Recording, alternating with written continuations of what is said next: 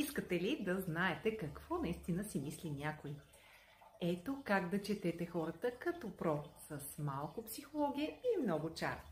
На първо място наблюдавайте базовото поведение на хората.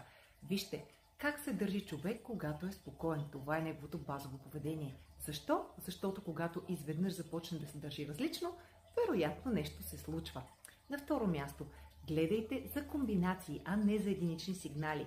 Една поза не значи нищо. Търсете комбинации, кръстосани ръце, мълчание. Това често означава, че човекът се чувства некомфортно. Едни кръстосани ръце не значат нищо. Стъпка 3. Внимавайте за микроизражения. Това са малки мини-мимики за части от секундата, които издават емоция. Например, бърза гримаса на гняв преди усмивка. Тренирайте окото си. Гледайте краката на хората.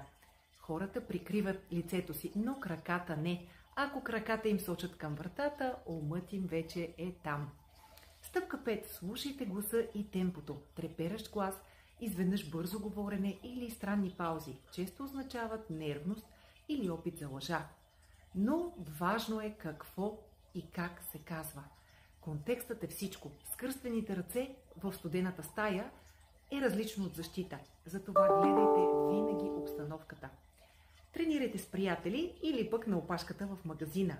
Гледайте интервюта без звук, за да видите как всъщност хората говорят без думи. И не бързайте с заключенията.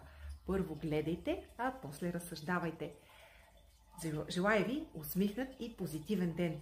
Пробвайте да сте по-наблюдателни и вижте какво ще разберете. До скоро!